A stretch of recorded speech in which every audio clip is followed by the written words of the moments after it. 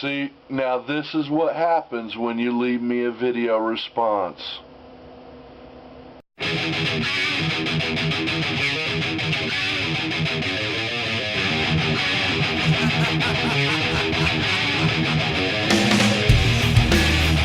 Okay, addressing your first taking me to task on things, you said the atheistic position is relatively new, historically speaking.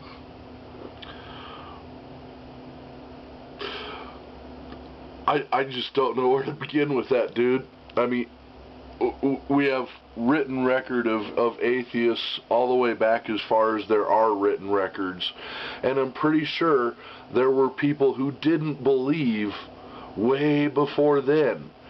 So if you're speaking geologically, relatively speaking, yes, since the dawn of man, I would have to agree with you that that relatively speaking, in geological terms, that only since the dawn of man we've had skeptics and non-believers and atheists. I'd have to agree with you. But if you're talking since, the 1990s or something, then you're way off your nut on that. Because we got Epicurus coming at it from 33 AD, for crying out loud. You know, and people before that.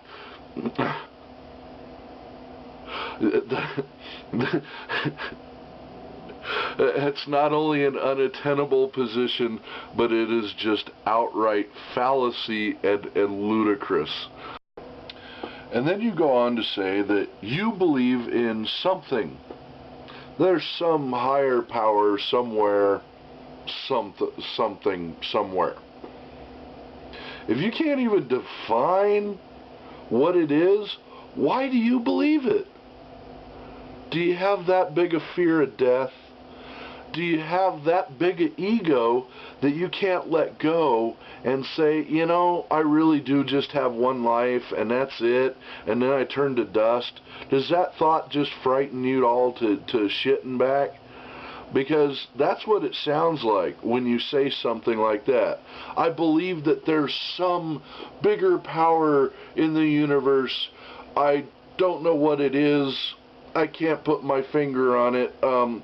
I have no clue how it works or why it would even be there.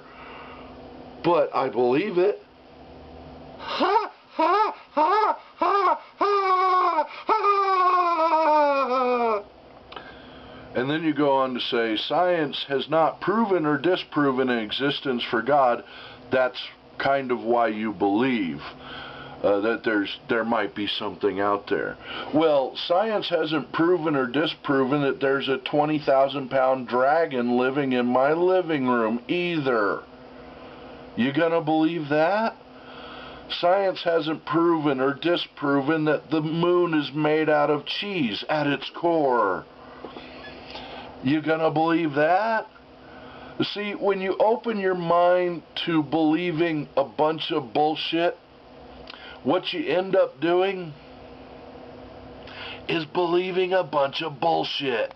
And then you make this really not very well thought out statement of, if somebody wants to believe in a divine being, then that's great. No, it isn't great. It isn't great at all. Because that's the beginning. You see, the reason why I made a video for this gal and why I'm doing this for you is because I care about you people. I actually care about you people. I want you to evolve. I want you to get over your bullshit. I want you to get over your delusions.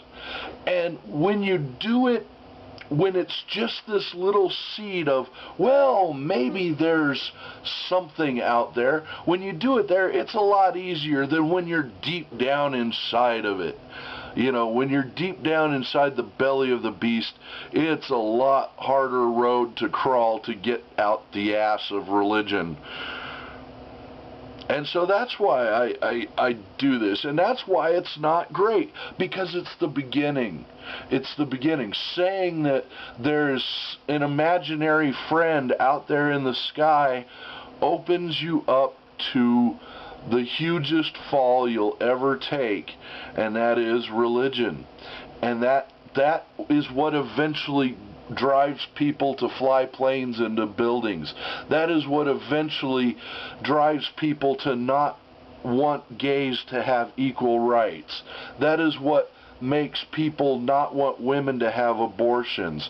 That is what makes creationism taught in schools. It's the beginning. And if you nip it in the bud, you're far better off. So please just let it go. Find the rationality, find the reason, and let it go.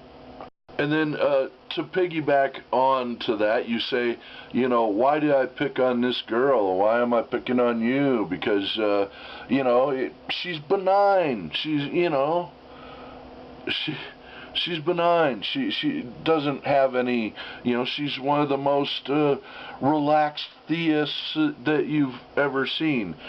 And my response to that is, how do you know?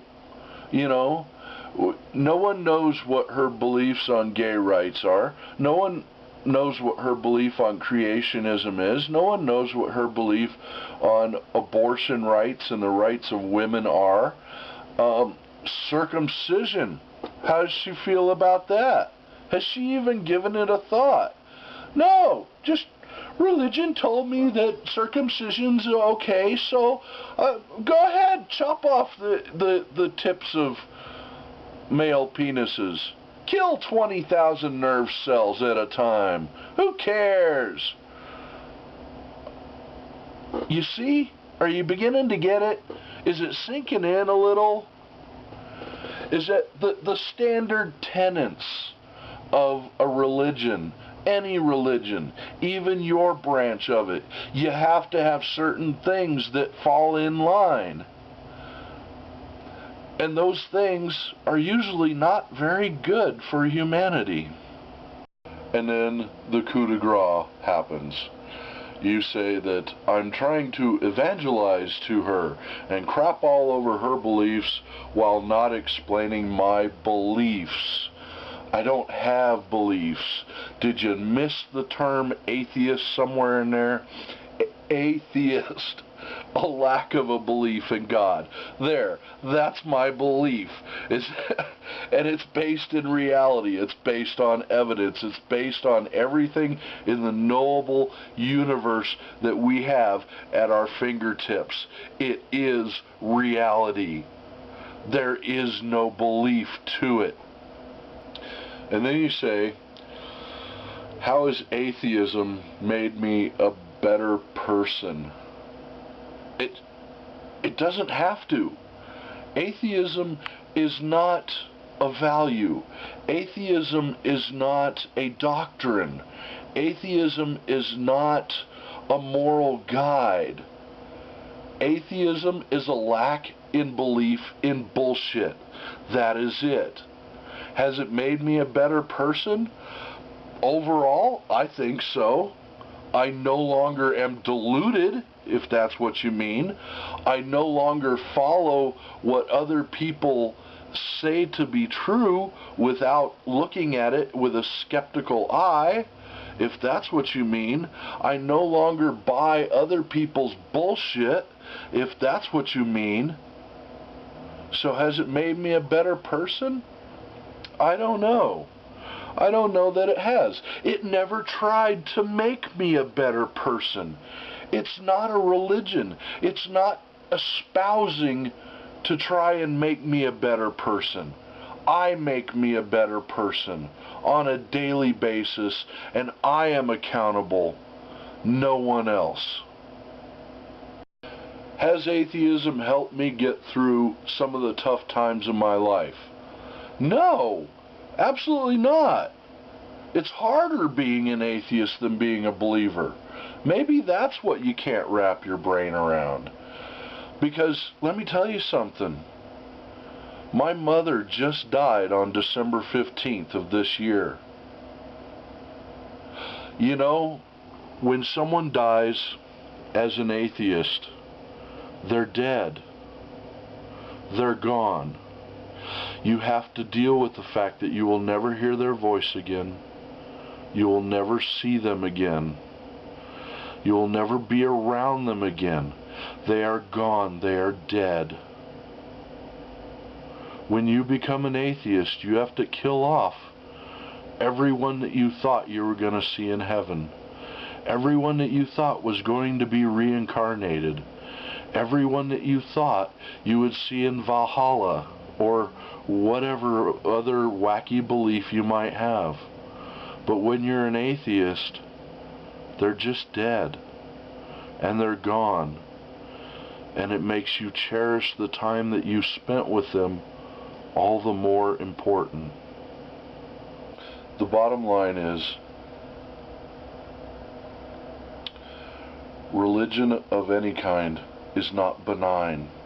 It changes you. It changes how you think. It changes how you feel. And that you cannot deny.